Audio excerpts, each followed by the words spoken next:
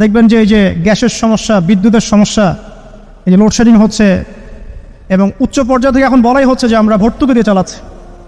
দিতে হবে না ইনশাআল্লাহ, যদি আপনি জাকাতের একটা সুন্নাহ চালু করতে পারেন। প্রত্যেক বছর নিসাব পরিমাণ সম্পদ যাদের হয়েছে সেই মুসলিমরা জাকাত দিবেন।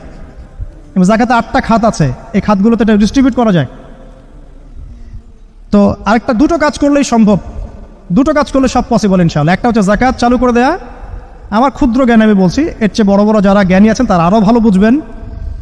জাকাত যদি চালু করতে পারি আমরা, নিজেদের অর্থ দিয়ে আমরা চলতে পারবো ইনশাআল্লাহ তাআলা। অর্থটা ঘুরতে থাকবে, ধনী থেকে গরিব, গরিব থেকে আবার ধনী, ঘুরতে থাকবে। আরেকটা হচ্ছে দুর্নীতি কমাতে হবে।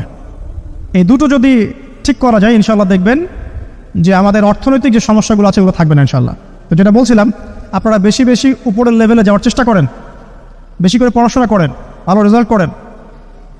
দিনের বুঝ আসার পরে অনেককে দেখি একদম বইপত্র ছেড়ে দিয়ে একদম এখানে চলে আসলেন। এটা করতে যাচ্ছেন কি জন্য? আপনি সবাই কি আলেম হতে পারবে? সবাই কি মুফতি তকি ওসমানী হতে পারবে? পারবে?